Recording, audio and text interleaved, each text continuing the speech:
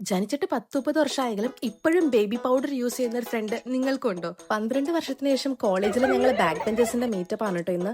അതിനൊരു കാരണമായത് ജർമ്മനിയിൽ നിന്നും ഇവളുടെ വരവാണ്.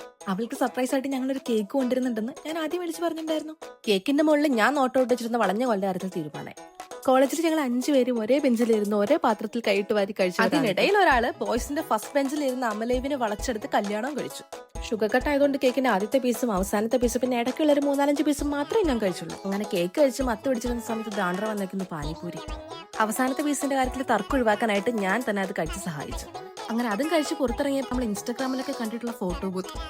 2 പേർക്ക് കഷ്ടിച്ച് നിൽക്കാൻ കഴിയുന്ന ആ ഫോട്ടോ ബൂത്തിനകത്ത് ഞങ്ങൾ 5 പേര് ഇടിച്ചു കയറി കുറച്ച് ഫോട്ടോസ് എടുത്തു. ഞങ്ങളൊരു വെറൈറ്റി പോസ് ട്രൈ ചെയ്താണ് ഞാൻ അടുക്കത്തെ പിക്ക്. ഡെൻമാർക്കിൽ ഒറ്റപ്പെടലിന്റെ വേദന അനുഭവിച്ചുകൊണ്ടിരിക്കുന്ന ദിവനെ വിളിച്ച് കുറച്ച് ആശ്വാസം കൊടുത്ത് ഇപ്പോൾ ഡിപ്രഷന്റെ വക്ക് വരെ എത്തിച്ചു. ഇത് വായിക്കുമ്പോൾ കാണിക്കുന്ന ശുഷ്കാന്തി പണ്ട് കോളേജ് പഠിച്ചപ്പോൾ ഉണ്ടായിരുന്ന സപ്ലി ഇല്ലാണ്ട് പാസ്സാവായിരുന്നു. തുടക്കം കുറച്ച് കളറാക്കാൻ ഒരു സാലഡ് കഴിച്ചു. ആ കളർ ഒന്ന് മെയിൻറ്റെയിൻ ചെയ്യാനായിട്ട് കുറച്ച് മന്തി. ഇവളുടെ സൈഡിലിരിക്കുമ്പോ ആ ചിക്കൻ പീസോ അറ്റ്ലീസ്റ്റ് പപ്പടെങ്കിലും കിട്ടുമെന്ന് വിചാരിച്ചു. പക്ഷെ ഒന്നും കിട്ടിയില്ല. ജർമ്മനി പോയിട്ട് അവളെ ഏറ്റവും കൂടുതൽ മിസ് ചെയ്യുന്നത് നമ്മുടെ ഇവിടുത്തെ കുത്തിരിച്ചോറും ഈ കറികളൊക്കെയാണ് അത്രേ. എന്തായാലും അവളിങ്ങനെ ഭക്ഷണം ആസ്വദിച്ച് കഴിക്കാൻ കണ്ടപ്പോ ഞങ്ങളുടെ എല്ലാവരുടെയും മനസ്സ് നിറഞ്ഞു. പിന്നെ ബില്ല് കണ്ടപ്പോ അവളുടെ കണ്ണു. പിന്നെ ഞങ്ങൾ റീൽസിന് വേണ്ടി കുറച്ച് വീഡിയോസ് ഒക്കെ എടുക്കാന്ന് വിചാരിച്ചു. പിന്നെ ആക്ടിങ്ങിൽ ഇവർക്ക് എന്റെ അത്ര എക്സ്പീരിയൻസ് ഇല്ലാത്തതുകൊണ്ട് അതങ്ങ് ഒത്തില്ല. അപ്പൊ അത്രയുള്ള ഗൈസ്, അടുത്ത വീഡിയോയിൽ കാണാം. ബൈ.